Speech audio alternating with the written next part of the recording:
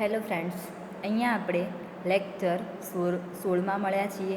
SYBSc same 3 કેમેસ્ટ્રીમાં તમારે unit 2 part A amino acid and peptides વિશેની માહિતી ચાલે છે. તો હવે અહીંયા આપણે આગળના લેક્ચરમાં એન ટર્મિનલ એટલે કે એન અંતિમ બિંદુના જે ક્રિયાશીલ સમૂહના આધારે જે પદ્ધતિ દ્વારા આપણે એમિનો એસિડ છૂટા પડ્યા હતા એના વિશેની માહિતી કરી હતી. એક પ્રક્રિયા ત્યાં પૂરી કરી હતી, DNFB સાથેની પ્રક્રિયા. તો હવે અહીંયા કે જે એન ટર્મિનલ જે લાસ્ટમાં કે જે આપણે પેપ્ટાઇડ્સની જે ડાબી બાજુ એન અંતિમ છેડા ઉપર મુક્ત એમિનો એસિડ સમૂહ આવેલો છે એના સાથે કોઈ એવા બેઝિક પ્રક્રિયક જે હશે એ પ્રક્રિયા કરી અને પેપ્ટાઇડમાંથી આપણને જુદા જુદા એમિનો એસિડનું રૂપાંતર કરી આપે છે. અને એનું યોગ્ય પૃથ્થકરણ કરી અને આપણે કયો એમિનો એસિડ છૂટો પાડ્યો એના વિશેની પણ આપણને માહિતી મળી જાય છે. તો હવે અહીંયા બીજી પદ્ધતિ તો કે ફિનાઇલ આઇસોથાયોસાયનેટની પદ્ધતિ. ફિનાઇલ આઇસોથાયોસાયનેટ લઈ અને એને શું કરવામાં આવે કે પેપ્ટાઇડ સાથે પ્રક્રિયા કરાવવાથી ફિનાઇલ આઇસોથાયોસાયનેટની પેપ્ટાઇડ સાથે પેપ્ટાઇડ્સ એ તમને હવે ખ્યાલ હશે કે કોને કહેશો પેપ્ટાઇડ્સ. એમિનો એસિડના ઘણા બધા બંધારણો ભેગા થાય અને જે લાંબી શૃંખલા લાંબી ચેન બનાવે એને આપણે પેપ્ટાઇડ તરીકે ઓળખી શકાય છે. તો કે ફિનાઇલ આઇસોથાયોસાયનેટની પેપ્ટાઇડ સાથે પ્રક્રિયા કરવાથી પેપ્ટાઇડમાં શું હાજર હશે?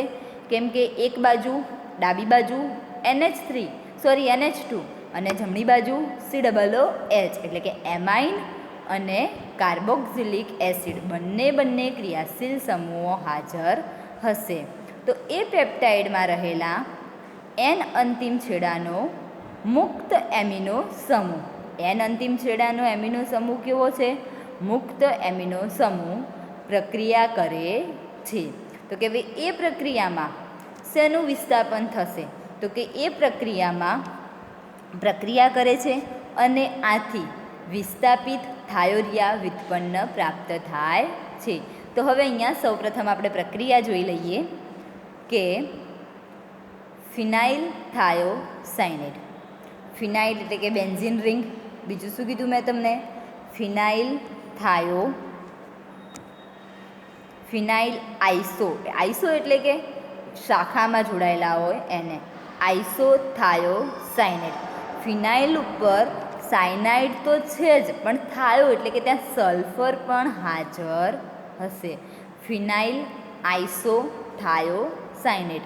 સાયનેટ એટલે કે સાયનાઇડ CN, પણ થાયો એટલે કે સલ્ફર પરમાણુ પણ હાજર છે. કોના ઉપર? બેન્ઝીન રિંગ ઉપર. જુઓ અહીંયા કે એક આ બેન્ઝીન રિંગ એટલે કે ફિનાઇલ, એની ઉપર શું છે? નાઇટ્રોજન પરમાણુ. એની ઉપર નાઇટ્રોજન પરમાણુ, કાર્બન અને સલ્ફર. તો કે કાર્બન અને નાઇટ્રોજન ભેગા થઈ અને શું બનશે? થાયોસાયનેટ. સાયનેટ બનશે, સલ્ફર જોડાય એટલે કે થાયોસાયનેટ. એને મારે કોના સાથે પ્રક્રિયા કરાવવાની છે? તો કે એને મારે પેપ્ટાઇડ સાથે પ્રક્રિયા કરતા થાયોરિયા વ્યુત્પન્ન પ્રાપ્ત થાય છે. અને એ કયા ક્રિયાશીલ સમૂહમાં પ્રક્રિયા કરશે?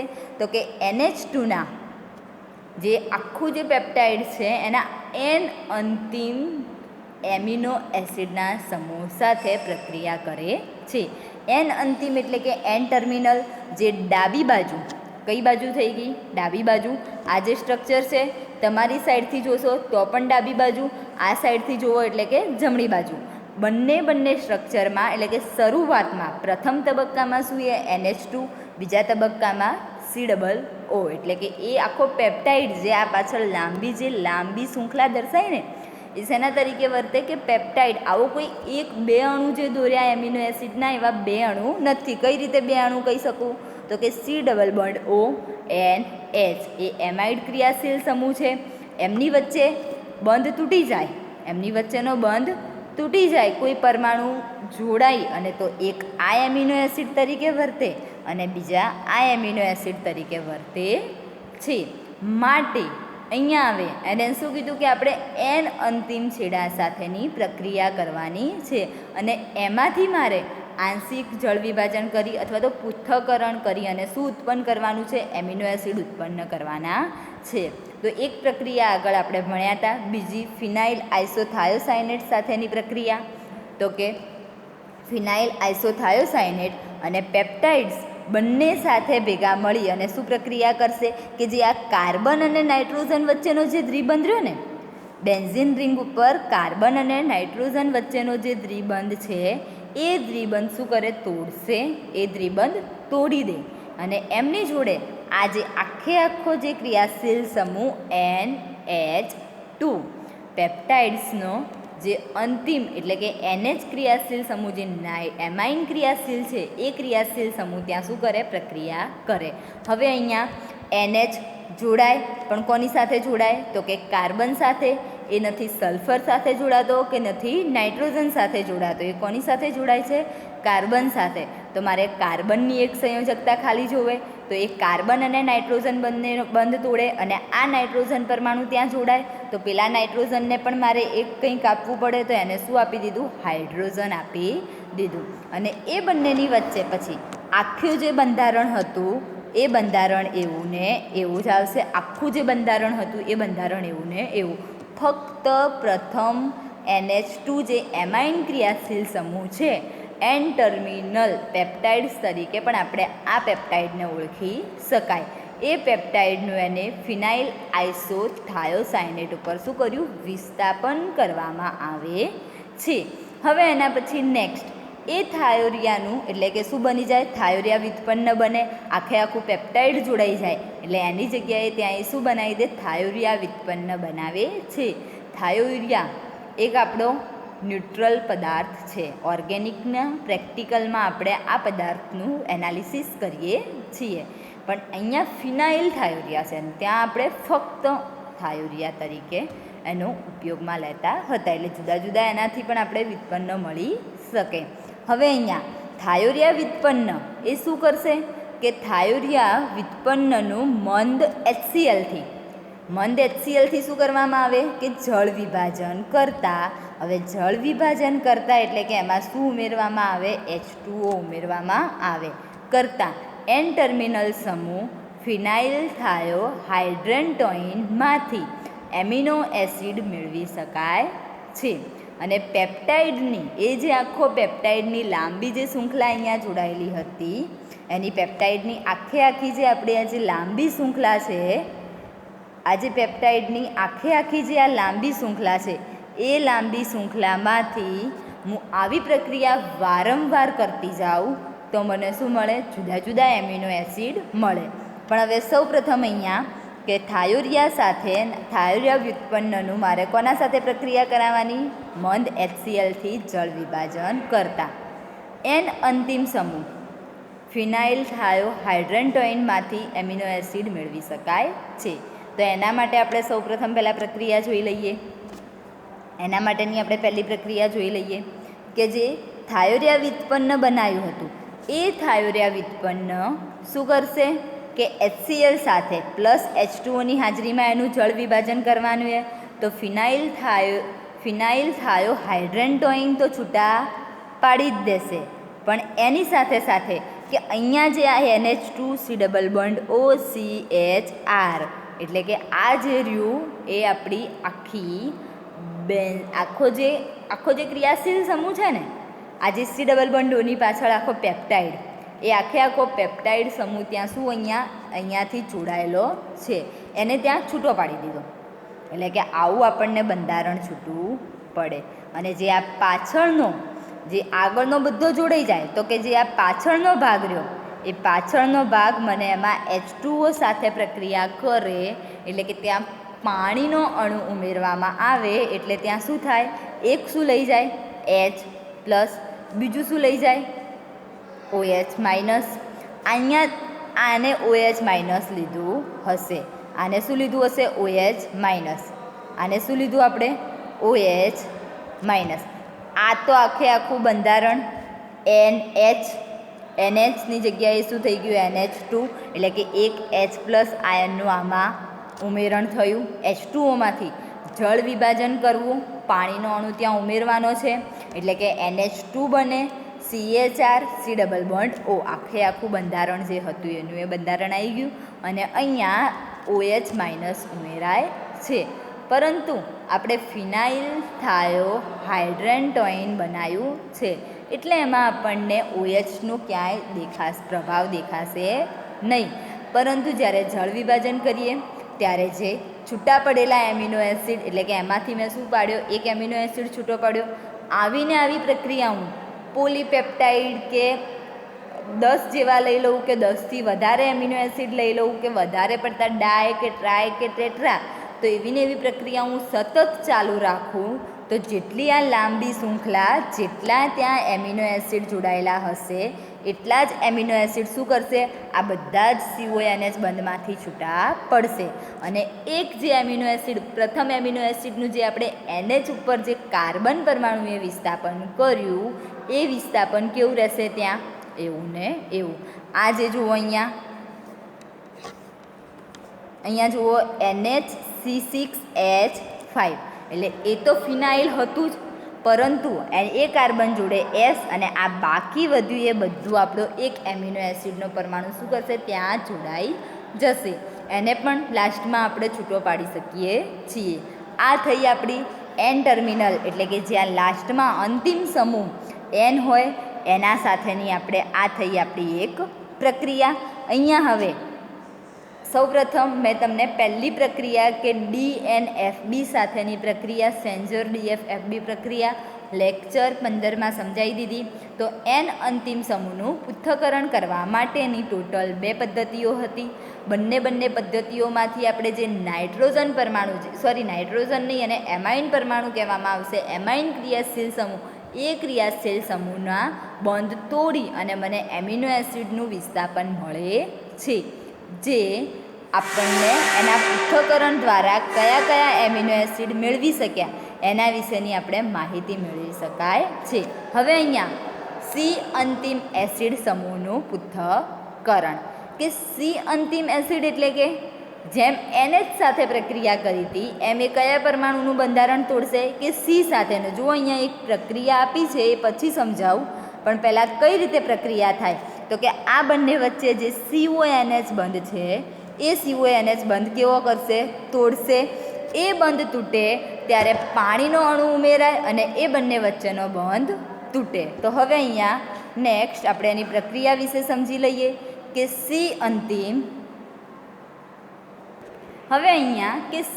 અંતિમ એસિડ સમૂહનું પૃથ્થકરણ કરવાનું છે. જેમ આપણે N અંતિમ એસિડ સમૂહનું પૃથ્થકરણ કર્યું એમ અહીંયા C અંતિમ એસિડનું પૃથ્થકરણ કરવાનું છે.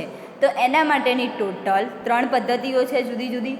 તો કે એક ઉત્સેચકીય પદ્ધતિ અને બાકીની 2 પદ્ધતિ પણ આપણે જોઈ લઈએ. હવે ઉત્સેચકીય પદ્ધતિ કે જે મેં તમને સૌપ્રથમ પહેલાં પણ કીધું હતું કે આવશ્યક એમિનો એસિડ અને બિનઆવશ્યક એમિનો એસિડ ચેપ્ટરની શરૂઆત થઈ ત્યારે લેક્ચર 1માં આવશ્યક એમિનો એસિડ અને બિનઆવશ્યક એમિનો એસિડમાંથી આપણે આવશ્યક એમિનો એસિડ ખોરાક મારફતે મળી જતા હતા અને બિનઆવશ્યક એમિનો એસિડ એ માનવ શરીરમાં કોઈ રાસાયણિક એવી પ્રક્રિયા થઈ અને એમાંથી જ ઉત્પન્ન થતા હતા. એટલે કે જે આપણે તો પ્રોટીનનો પરમાણુ લેવાનો, આપણે કોઈ એવું નહીં કહેતા કે મેં ગ્લાયસિન લીધું કે એમિનો એસિડ લીધું મારા શરીરમાં, આપણે તો પ્રોટીનનો જ પરમાણુ લઈએ છીએ. તો એમાંથી મારે જુદા જુદા એમિનો એસિડની જેમ તમારા બી આપણા શરીરમાં જ્યારે જરૂર પડે ત્યારે એ શું કરશે, ઉત્સેચક દ્વારા એનું જળ વિભાજન કરી અને એમિનો એસિડની ત્યાં પ્રાપ્તિ સ્થાન પૂરું પાડશે આપણા બોડી સ્ટ્રક્ચરમાં. તો હવે અહીંયા ઉત્સેચકીય પદ્ધતિ એટલે કે પેપ્ટાઇડના ઉત્સેચક એક કાર્બોક્સિલ પેપ્ટાઇડ્સ સાથેની પ્રક્રિયામાં પેપ્ટાઇડ મુક્ત કાર્બોક્સિલ સમૂહ ધરાવતા છેડાથી નજીકના પેપ્ટાઇડ બંધ ઉપર ઉત્સેચકના આક્રમણ દ્વારા C અંતિમ એમિનો એસિડનો સમૂહ દૂર થાય છે. હવે આને સમજવા માટે મારે એમિનો એસિડના સ્ટ્રક્ચર, પેપ્ટાઇડ્સના બંધારણની જરૂર પડે. તો એને સૌપ્રથમ આપણે પહેલો ટોપિક વાંચીએ, એક લાઇન ટુ લાઇન જઈએ. સૌપ્રથમ પહેલાં શું કીધું મેં કે પેપ્ટાઇડના ઉત્સેચક કાર્બોક્સી પેપ્ટાઇડ્સ સાથેની પ્રક્રિયામાં પેપ્ટાઇડ મુક્ત કાર્બોક્સિલ ક્રિયાશીલ સમૂહ ધરાવતો છેડો, એટલે કે જે પેપ્ટાઇડ લઉં એ પેપ્ટાઇડ મારે એનો કયો ક્રિયાશીલ સમૂહ મુક્ત છેડો કયો હોવો જોઈએ કે COOH, કાર્બોક્સિલ ક્રિયાશીલ સમૂહ, એટલે કે COOH ક્રિયાશીલ સમૂહ હાજર હોય મુક્ત છેડો. તો આ બાજુ આખી એક ડેશ ડેશ ડેશ એ લાઇનિંગ નથી, એ શું છે કે આખો પેપ્ટાઇડ ક્રિયાશીલ સમૂહ છે અને એક આ બાજુ જોડાયેલો છે. તો હવે અહીંયા નેક્સ્ટ એની આગળ કે એ ધરાવતા છેડાથી નજીકના પેપ્ટાઇડ બંધ ઉપર ઉત્સેચકના આક્રમણ દ્વારા કોઈ ઉત્સેચકનો શું કરવામાં આવે? આક્રમણ કરવામાં આવે અને જે પેપ્ટાઇડ્સ બંધ છે એ પેપ્ટાઇડ્સ બંધમાંથી મને શું કરે? આ પેપ્ટાઇડ્સ બંધમાંથી મને અહીંયાથી શું કરે? આ બંધ તોડી આપે. એ બંધ શું કરશે? મને તોડી આપશે. એટલે મને અહીંયા શું મળી જાય? એક અંતિમ એસિડ એમાઇન ક્રિયાશીલ સમૂહ ક્યાં છે? લાસ્ટમાં છે. સી જમણી બાજુએ, આ બાજુ જમણી બાજુએ લાસ્ટમાં છે, જે અમે રાઈટ કર્યું ત્યાં ગોળ રાઉન્ડ બી કર્યું એના ઉપર, તો કે ત્યાંથી મને એક એમિનો એસિડ છૂટો મળી આવે. તો હવે અહીંયા એની પદ્ધતિમાં આપણે આગળ કે અંતિમ એમિનો એસિડ સમૂહ દૂર થાય છે અને બાકી રહેલા પેપ્ટાઇડમાં પણ શું કરે? આ રીતે પ્રક્રિયા કરતા એમિનો એસિડ મેળવે છે. તો હવે કઈ રીતે પ્રક્રિયા કરશે? તો કે મેં અહીંયા પેપ્ટાઇડ્સ માટે આખી એક લાંબી શૃંખલા લઈ લીધી, પણ ફક્ત સ્ટ્રક્ચર કેટલા? 2 જ બતાવ્યા. એ બંને વચ્ચે ઉત્સેચકીય મારો, એટલે કે કોઈ પણ ઉત્સેચકના આધારે એનું શું કરવામાં આવે? જળ વિભાજન કરવામાં આવે. એટલે કે CONH વચ્ચેનો બંધ તૂટે. એ CONH બંધ આ બાજુ શું કરે? OH માઇનસ આપે અને આ બાજુ શું આપે? H plus. આ H પ્લસ કોને આપશે? NH ને. અને આ OH માઇનસ કોને આપશે? COO બંધને. એટલે કે ત્યાં શું બની જાય? આખું જે રાઉન્ડ રહ્યું એ તો આખો પેપ્ટાઇડ્સ છે અને અહીંયા એક સ્ટ્રક્ચર કેવું બની જાય? C double bond OH. પાછળ લાસ્ટમાં મને COOH જોવા મળે. એ COOH ફરી પાછો ઉત્સેચક મારો કરે, એટલે અહીંયા આ જે NH રહ્યો એમની વચ્ચે એમાઇડ બંધ હશે, પેપ્ટાઇડ બંધ હશે, એ બંધ તોડે તો એક આ જે એમિનો એસિડ મને છૂટા પડ્યા એવા બાકીના મને જુદા જુદા એમિનો એસિડ પણ મળી શકે. તો હવે એના માટે આગળ એના થોડાક બેઝિક ટોપિક છે કે લાંબા પેપ્ટાઇડ શૃંખલામાંથી આ રીતે ક્રમશઃ અંતિમ એસિડનો સમૂહ દૂર કરી શકાય છે અને બધા એમિનો એસિડના સમૂહનો ક્રમ નક્કી કરવાનું કાર્ય કેવું છે? મુશ્કેલ છે. બધા છૂટા તો પાડી શકાય પણ કોઈ એનો ક્રમ નક્કી કરી શકાય નહીં. એટલે કે તમને કોઈ ડાય મળે, કોઈ ટ્રાય મળે, કોઈ ટેટ્રા મળે, એવો કોઈ ક્રમ એનો નક્કી કરી શકાતો નથી. છૂટા તો પડી જ જશે. તો હવે આથી પેપ્ટાઇડનું એસિડ અથવા તો ઉત્સેચક વડે આંશિક જળ વિભાજન કરતા ડાય, ટ્રાય, ટેટ્રા અને ઉચ્ચ પેપ્ટાઇડ મળે છે.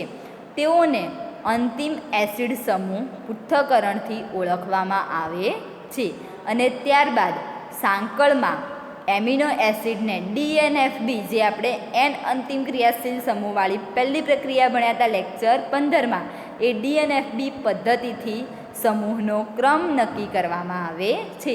એ પદ્ધતિ દ્વારા આપણે કે ડાય છે કે ટ્રાય છે કે ટેટ્રા છે કે ઉચ્ચ પોલીએમાઇડ, એટલે કે એક એમિનો એસિડ છૂટા પાડી અને એનો શું કરી શકાય? ક્રમ નક્કી કરવામાં આવે છે.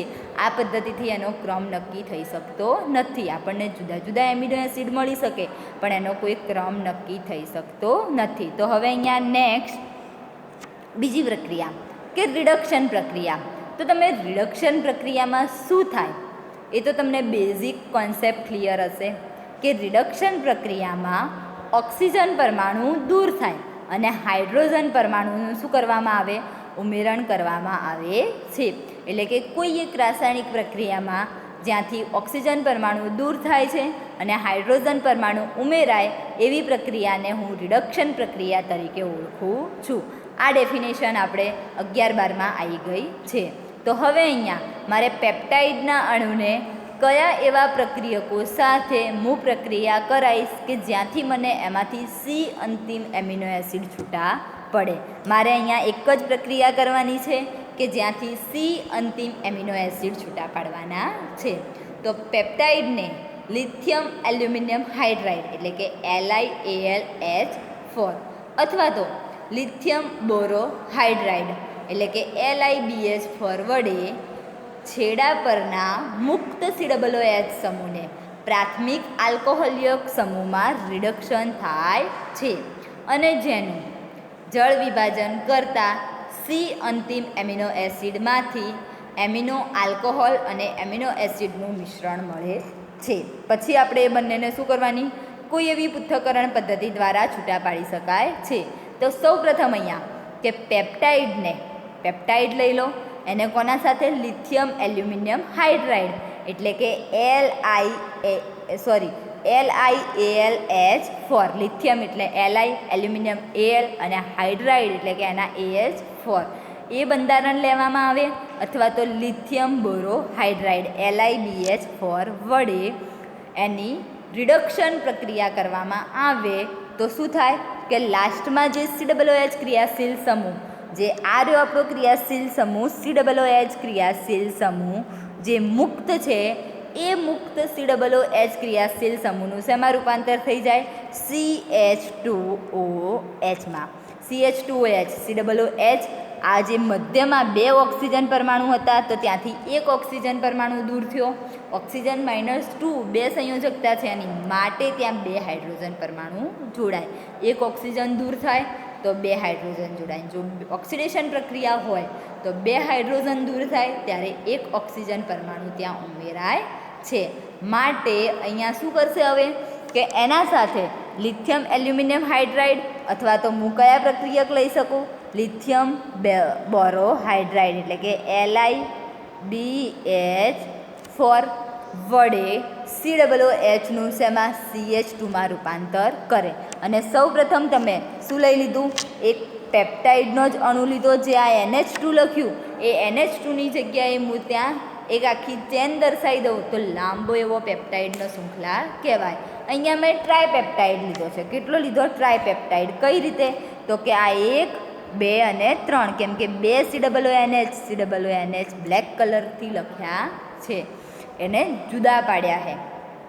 તો હવે એ બંને વચ્ચે શું કરવામાં આવે? સૌપ્રથમ કે એનું રિડક્શન કરવામાં આવે એટલે કે COOHનું CH2OHમાં રૂપાંતર કરી દીધું. બીજું આખું જ બંધારણ એવું ને એવું. હવે એની અંદરથી એમાં શું કરવામાં આવે? જળ વિભાજન કરવામાં આવે. તો કે એકવાર જળ વિભાજન થાય એટલે કે આલ્કોહોલયુક્ત એમિનો આલ્કોહોલયુક્ત દ્રાવણ મળે. આ જે આખું બંધારણ હતું એ બંધારણ આપણને છૂટું પડેલું જોવા મળે. અને જો બીજી વાર જળ વિભાજન થાય તો 2 એમિનો એસિડના અણુ છૂટા પડે. આ થઈ આપણી એક રિડક્શન પદ્ધતિ. હવે છેલ્લી પદ્ધતિ બાકી રહી આપણે કે પેપ્ટાઇડને નિર્જળ હાઇડ્રેઝિન એટલે કે NH2 સાથે 100°C તાપમાને ગરમ કરતાં તેનું જળ વિભાજન થાય છે અને સી અંતિમ એસિડ સમૂહ સિવાયના એમિનો એસિડ એકમો એ હાઇડ્રેઝાઇડ આપે છે. જ્યારે સી અંતિમ એસિડ સમૂહ દ્વારા એમિનો એસિડ મેળવવામાં આવે છે. તો હવે કઈ રીતે? તો કે જે આખો આપણો જે પેપ્ટાઇડનો ક્રિયાશીલ સમૂહ છે એ પેપ્ટાઇડના ક્રિયાશીલ સમૂહમાં હાઇડ્રેઝિન NH2 કામ કરે. એટલે કે એમની વચ્ચે જે પેપ્ટાઇડ્સ બંધ હોય, પેપ્ટાઇડના અણુમાં જે પેપ્ટાઇડ બંધ હશે એ બંધ વચ્ચે તોડવાનો પ્રયત્ન કરશે. 2, 3, 4, 5 જેટલા આપણે પ્રક્રિયકમાં લીધા હોય એ બધા જ પ્રક્રિયકમાં NH2 એટલે કે હાઇડ્રેઝાઇડ આપે છે. અને એ હાઇડ્રેઝાઇડમાંથી લાસ્ટમાં રહેલો પરમાણુ શું કરશે ત્યાંથી NH2CH3COOH એટલે કે એમિનો એસિડ છૂટા પાડે છે. કેમ કે લાસ્ટમાં જુઓ COOH ક્રિયાશીલ સમૂહ હાજર છે, C અંતિમ એસિડ હાજર છે, એટલે કે એ એમિનો એસિડ છૂટા પાડશે અને બીજા બધા શું આપશે? હાઇડ્રેઝાઇડ, એમિનો એસિડના હાઇડ્રેઝાઇડ. અને આ પણ આપણે એક પ્રક્રિયા આગળ જોઈ લીધી હતી કે એના સાથે પણ પ્રક્રિયા કરી અને મને એમિનો એસિડ મેળવી શકાય છે. તો આ થઈ આપણી સી અંતિમ સમૂહમાં એસિડ સાથેની પ્રક્રિયા, એટલે કે સી ટર્મિનલ સાથેનું પૃથ્થકરણ. આપણે ટોટલ અહીંયા પેપ્ટાઇડ્સ એ એન અને સી એટલે કે એન એટલે કે એમાઇન સમૂહનું અને સી એટલે કે COOH ક્રિયાશીલ સમૂહ કાર્બોક્સિલિક એસિડનું પૃથ્થકરણ કરી અને જુદા જુદા એમિનો એસિડ મેળવી શકાય. તો અહીંયા ટોટલ આપણે પાઠ એમાં એમિનો એસિડ અને પેપ્ટાઇડ્સ વિશેની વાત પૂરી થાય છે. જો કે એમિનો એસિડમાં એના બંધારણ, ગુણધર્મ, એના નામકરણ, એનું વર્ગીકરણ અને એની બનાવટ અને એની રાસાયણિક પ્રક્રિયા જોઈ. એવી જ રીતે આપણે પેપ્ટાઇડ્સની બેઝિક માહિતી અને એના સંશ્લેષણ અને એમાં જે બે ક્રિયાશીલ સમૂહો જે પ્રથમ અને દ્વિતીયક એટલે કે પ્રથમ ડાબી બાજુએ NH2 ક્રિયાશીલ સમૂહ, એમાઇન ક્રિયાશીલ સમૂહ અને બીજી બાજુએ COOH એટલે કે કાર્બોક્સિલિક ક્રિયાશીલ સમૂહ જે હાજર હતા એના લીધેની આપણે એની બેઝિક ડેફિનેશન પ્રક્રિયાઓ પણ ટોટલ 5 જેવી પ્રક્રિયાઓ જોઈ. NH2ની 2 જોઈ અને COOH સાથેની 3 પ્રક્રિયા જોઈ. સૌપ્રથમ ઉત્સેચકીય, રિડક્શન્ય અને નિર્જળ હાઇડ્રોજનેશન એટલે કે NH2 સાથેની પણ પ્રક્રિયા જોઈ. તો અહીંયા મિત્રો આપણે unit 2 part A amino acid અને પેપ્ટાઇડ્સ વિશેની માહિતી પૂરી થાય છે. Okay, thank you.